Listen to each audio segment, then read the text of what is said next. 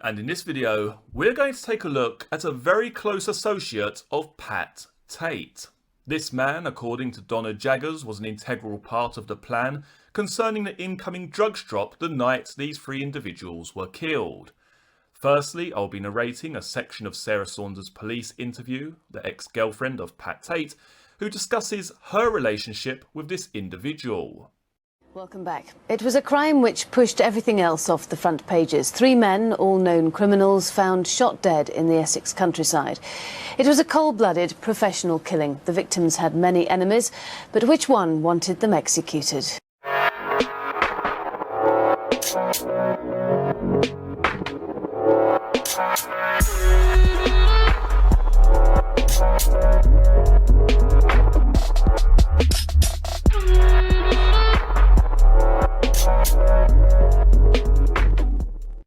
And welcome back to a new video on the Essex Boys case. As always, if you are enjoying the content, please do give the video a thumbs up. And if you're interested in the Essex Boys case, or simply true crime in general, don't forget to hit the subscribe button below. Okay, Sarah, so you mentioned John McCarthy. John phoned Lizzie? Yeah, John McCarthy.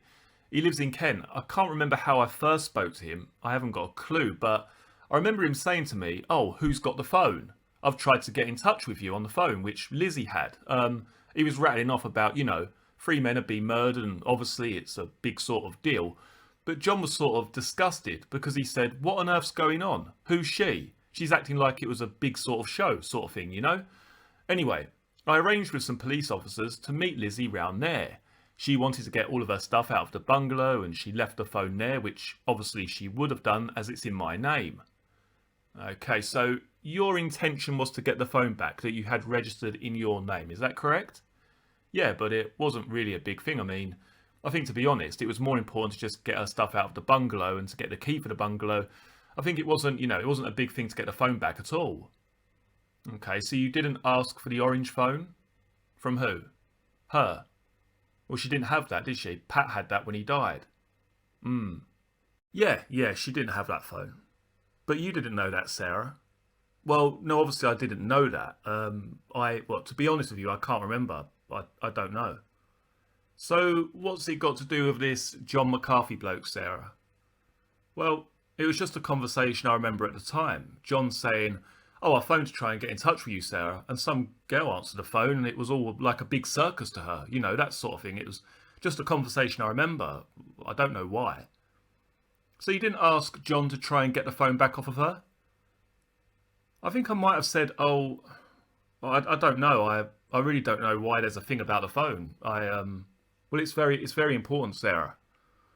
Well, I really can't remember. I don't remember there being a big issue about the phone, to be honest. I remember that I was in the bungalow with my friend Sue. I think a couple of police officers were there and they just said, "We'll be here just in case, I think there's any sort of animosity," because obviously I was sort of his ex-girlfriend and this was his girlfriend, and that's sort of, they just said, "We'll be here a while she gets her stuff." And I remember she went and got some CDs and she said to me, "Is it okay? Do you want to check these?" I said, "No, don't be silly, just take them." So there wasn't any animosity between the two of you, Sarah? Not at all. Not at all. No, I in fact, I even took her phone number and said I'd keep in touch. So what number did you give her, Sarah? I don't know, but I certainly took her number because I've got it in my book. Okay, so did John try and get the phone back? No, I don't think so. I think that it was just sort of said. It's somebody you've not mentioned before, so you only started mentioning him now? Yeah, no, because it just rung a bell just talking about that day. Who's he then? John, it's just rung a bell. I remember, sort of him saying that he'd phoned her up and he was trying to get in touch with me and I don't know, because you're saying about the phone now. I sort of, it was just a conversation I remember about the phone, that's all. There's no sort of relevance anywhere. Well, it's relevant to us, Sarah. I don't know, but it sort of rings a bell that the police said to get it back. But as I say, I don't remember a big issue of it being made. I was with my friend Sue, we went and met Lizzie round there. Is it Chris Winston? I think he was there that day, but I can't remember who he was with. He was really nice and sort of, it was like, "Well, there's the phone." I said, "Oh, there's not going to be some big bill on it, is there? Or You know, it wasn't like, oh, give it to me or anything like that. It was all nice. But what you're saying is that at no stage did you try and get the orange phone back off of her. Well, no, because she didn't have that. Pat had that. This phone that was in my name, she was using. Okay, Sarah, but what I'm saying is that you were aware that Pat had another phone. Yeah. And you didn't approach her with a view to getting that phone back? No, not at all. Did John? Not that I can remember. Well, no, because why would he? Pat would have had it with him. Well, that's why I'm asking, Sarah. No. I wouldn't have done, no, not at all. I mean, the inference is, Sarah, is that you've done that. Yeah, because there's information on the phone. Yeah, but how would there be? Because I wasn't using the phone. No, Sarah, but Pat's using the phone. Yeah. What are we talking about? The orange one, or... What is being said to you, Sarah, is that you were keen to get the phone back, the orange phone. The inference from that is that you were aware that there was something on that phone that could be used in a police investigation. No, not at all. Not at all. It was only... Not at all. I possibly have asked for it back since with Pat's property, but not at all at the time, no. You didn't ask John to try and get it off of her for you, the orange phone? I asked John to try and get the phone back, the orange phone, but why would I? Pat would have had it with him. Well, Sarah, the inference is that John has also tried to phone Lizzie to try and get the orange phone. Has he? The orange phone suddenly becomes a crucial issue to everybody. That's the first I've heard of it, I'm afraid. I may have asked since with Pat's property, but certainly not at the time. No, certainly not at the time. That's one of the reasons that you're here today, Sarah. Yeah. I know that you might think it's irrelevant, and if we believe what you're saying, then yes, I can see why you're saying that. Yeah. But if you take it from the information that we've been given, that the orange phone becomes a crucial issue to you both and John, what's his surname? McCarthy. But the orange phone was never mentioned with John as far as I'm aware. It was always sort of to get the phone off of Lizzie, because it was in my name. The orange phone wasn't in my name, that was in Pat's name. So you had no emergency about the orange phone, is that what you're saying? Absolutely not, no. And you hadn't been asked to try and get hold of it for any reason? No, not at all, no. And you didn't ask John to get hold of it? Not at all, never. So if he was trying to get hold of it, if he was, then it will be for a reason that you're unaware of. Definitely. Because I wasn't even aware that there was an issue with an orange phone. Okay, Sarah, so who is this John? It's the first time you've mentioned him. He's not a friend of Pat's or anything. You haven't mentioned it before. Well, yeah, he was a friend of Pat's. He lives in Kent. He's also a friend of mine. He lent me the money to get Pat buried because I didn't have I didn't have anyone. He came forward to bury Pat, and John sort of was, really good and said, is there anything I can do? Why didn't Mickey give you the money for it then? Mickey Steele? Mick? Well, because he didn't have any money. I think he had given it all back to him. I think he gave it all back to him when he came out of prison. Well, Pat's money, yes, but what about his own money? I don't think he had any of his own money. I don't know. Was Mickey at the funeral? No. Jackie was, yeah. Why wasn't Mickey there? Because he was on bail for something and he had to report. Report to the police? I don't know. All I know is that he was on bail for something and he couldn't attend because he had to report somewhere. But Jackie did attend? Jackie came, yeah. Did you figure that was unusual, bearing in mind how close you described Mickey and Pat? No, I don't think I did at the time. It was just sort of, Mick can't attend because he's on bail. I wasn't really sort of thinking, obviously. I'd broken up with Pat, but I was still extremely upset. I wasn't really thinking it was unusual or anything. I was just arranging everything at the funeral. I just sort of, got into arranging that.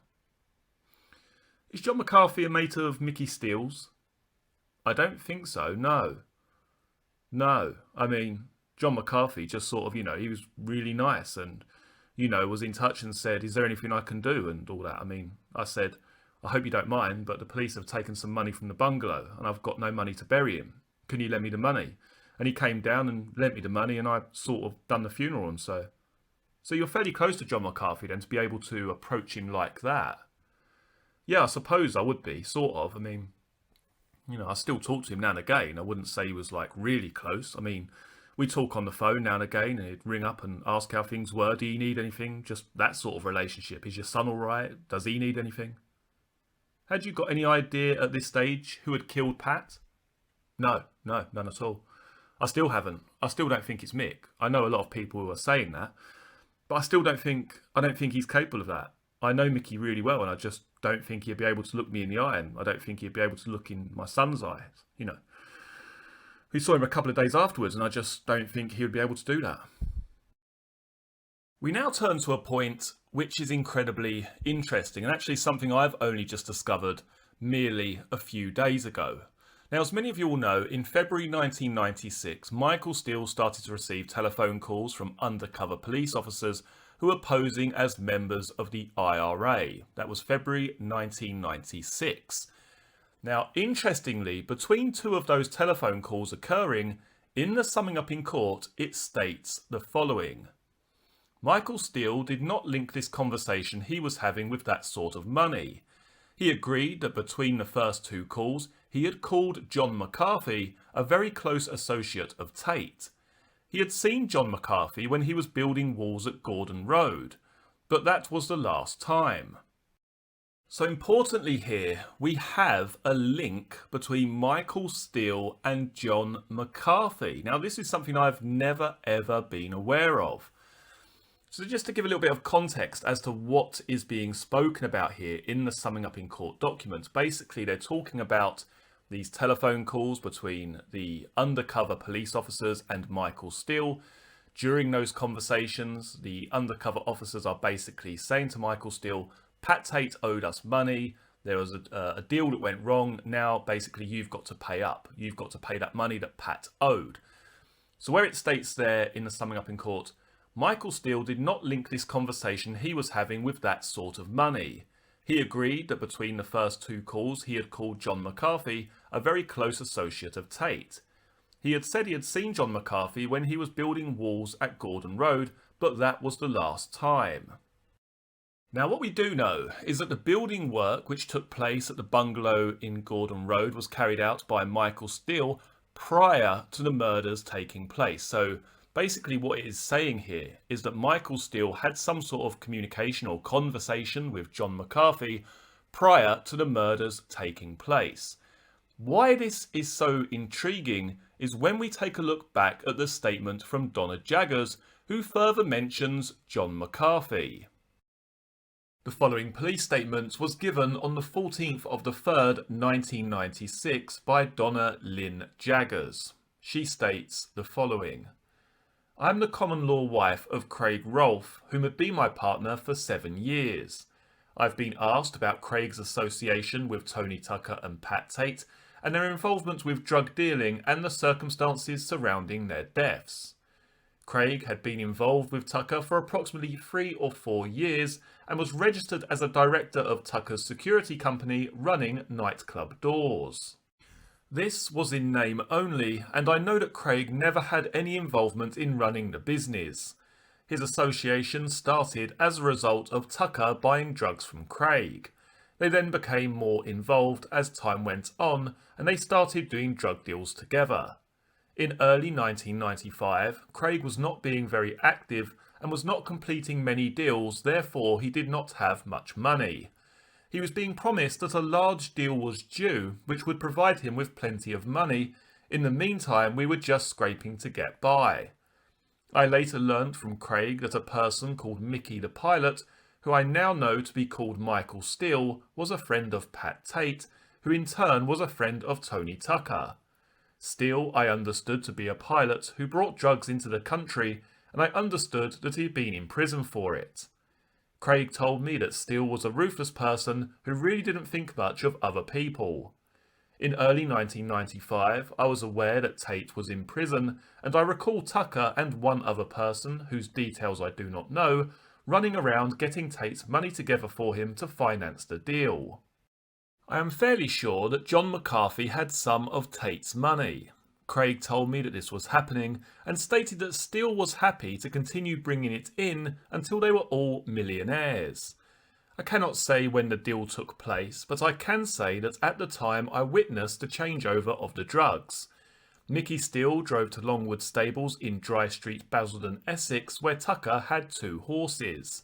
I arrived there with Craig and met Tony, who was with his horses. We waited for Mick to arrive, which he did in a blue Toyota RAV4.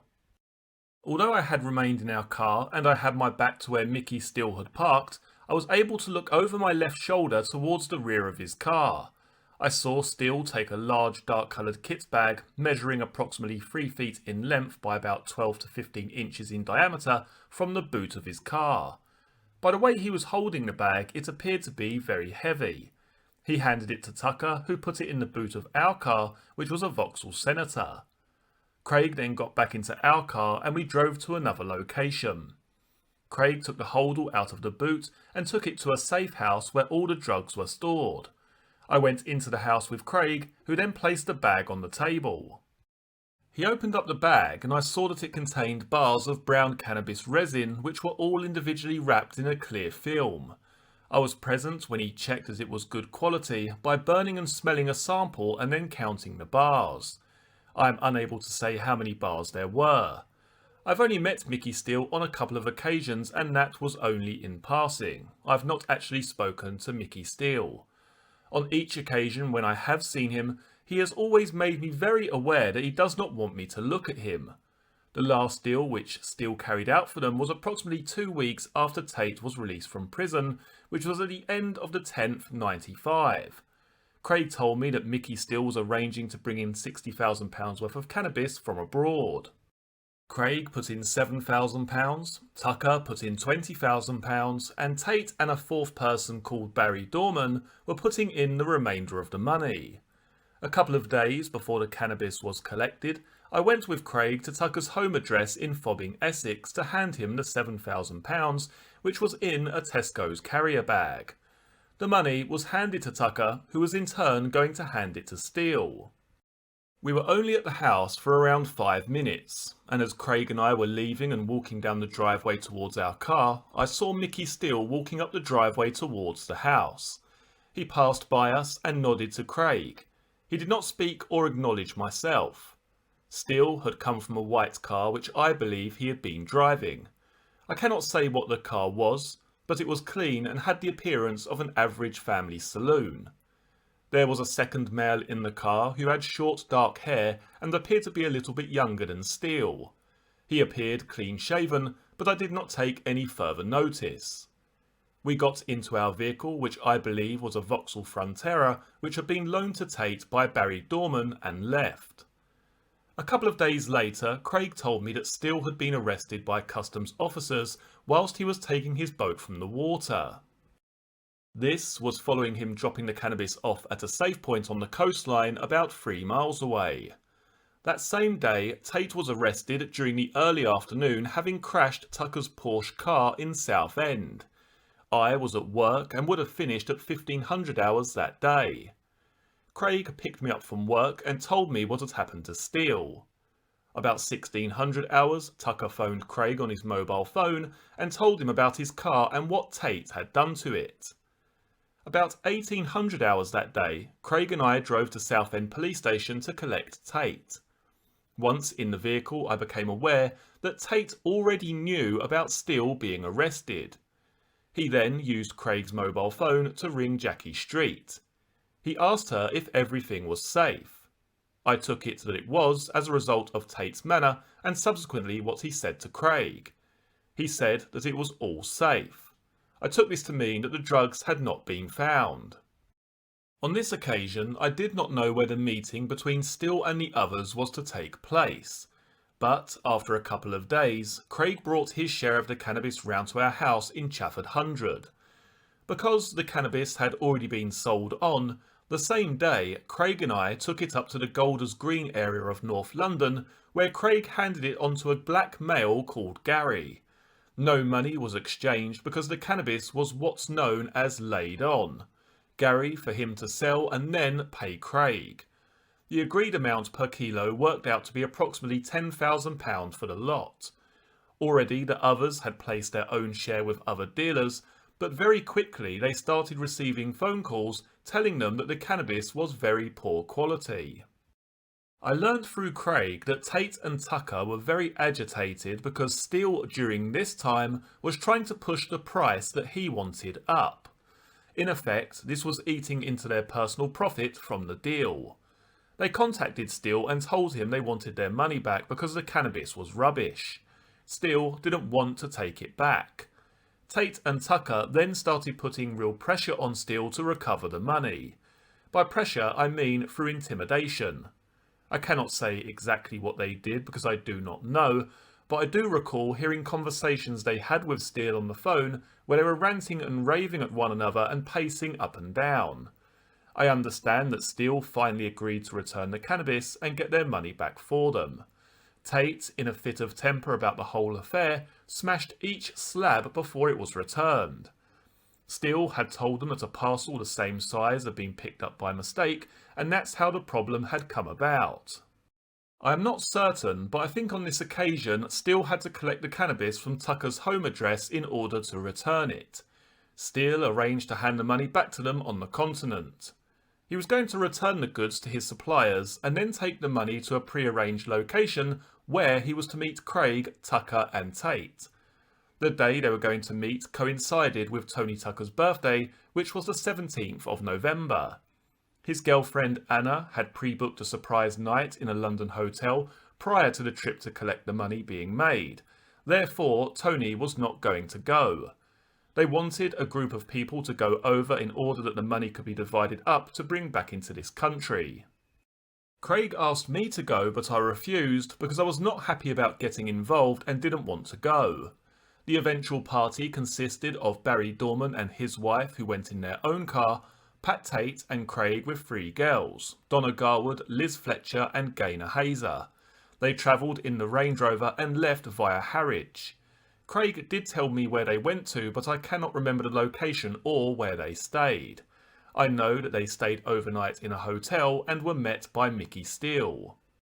I was told that he met Tate and they went into a separate room. They returned the next day with the money. Whilst all this was going on, I was told that Steele was promising Tate that he had a big job lined up for him. Craig told me that Steele had approached Tate and asked him to nick someone else's gear from them. I understood that Steele had been asked by a London-based drugs firm to import 30 kilos of Charlie, and I believe that he was going to bring it in by plane from Holland. He had told Pat Tate that he was going to be given £50,000 as an upfront payment to take to Holland, and he was going to bring the Charlie back in company with a member of the London firm. The idea was that Pat Tate and Tony Tucker would rob the firm of the Charlie when it arrived over here. Steele had stated that he wanted to share it between them and had told the firm that he was going to land near to Clacton. Craig told me that Steele was planning to actually land in South Essex, but I never knew exactly where this was likely to be. Craig, Tony and Pat had previously obtained a machine gun from a man called Mad Mick Bowman, and the details of this are subject of a previous statement. Tate and Tucker were going to use the gun on the man from the firm in order to take the Charlie. I knew that they had made sure the gun worked, but I did not know how far they were planning to go when they robbed the firm. Steele was going to land the plane and Tate and Tucker were then going to take the complete load.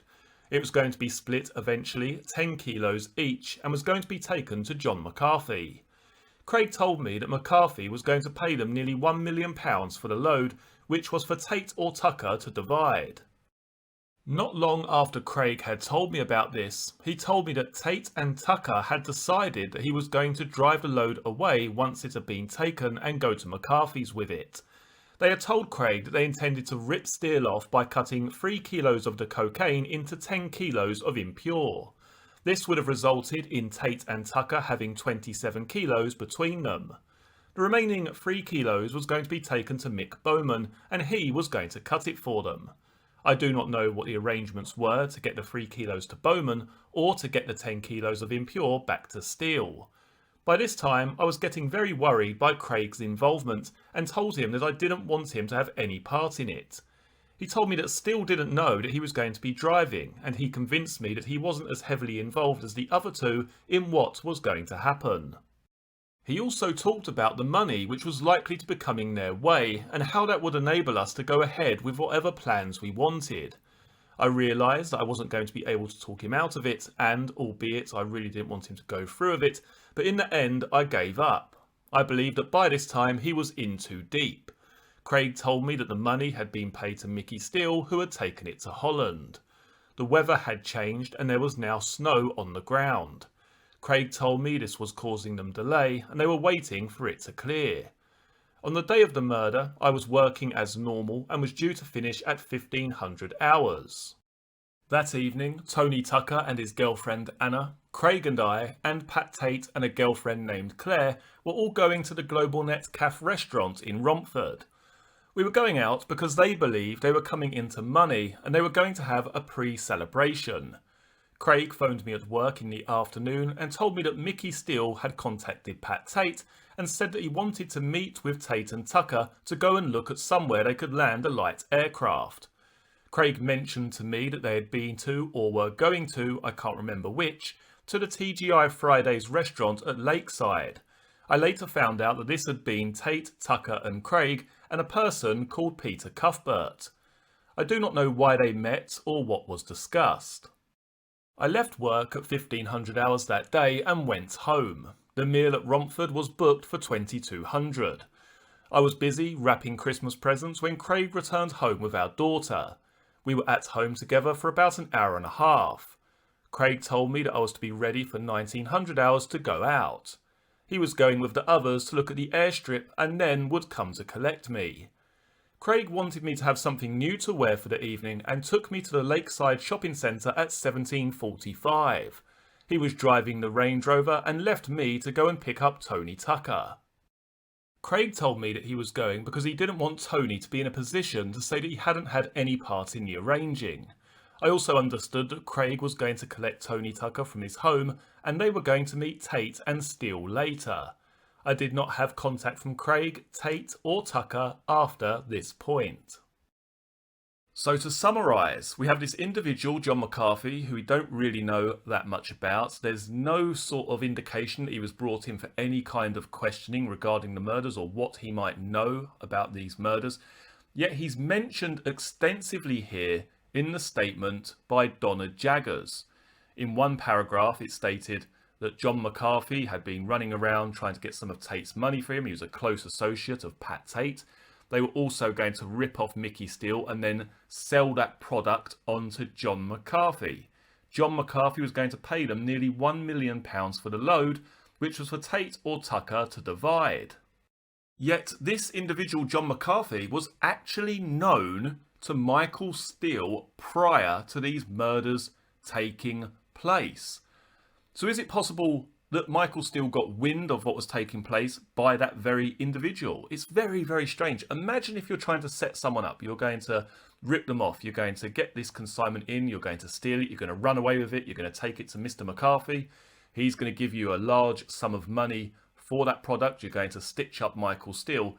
Would you really be involving somebody who actually knows the person that you're going to be ripping off? It's quite clear here that Michael Steele had at least some connection to the man John McCarthy. And this is clearly demonstrated in the summing up in court document by the conversations between these two individuals both before and after the murders. It's fairly clear here when taking a look at Donna Jaggers' statement that if what she has said here is to be believed, that John McCarthy actually played a very integral role in the whole setup of Michael Steele. The people were waiting where they thought they were going to have the switch over. Instead of getting the commodity, they got killed. Because obviously the people whose toes they were treading on were heavy people. Yeah, it was only a matter of time when me three got killed. Just a matter of time, because I was catching everybody, having everybody over, just chucking away about in general where they could. Well, what's got them killed was obviously greed. They'd been doing this, they'd been tucking people up, and that was the carrot that was put under the front of the donkey's nose. It was a big one, and they threw caution to the wind and just went for it, which the people obviously knew that they would. They might indeed have been tempted by the carrot of £1 million drop. Shared with their old enemies and supposedly current cronies, the East London gang, and then paid for their greed with their lives.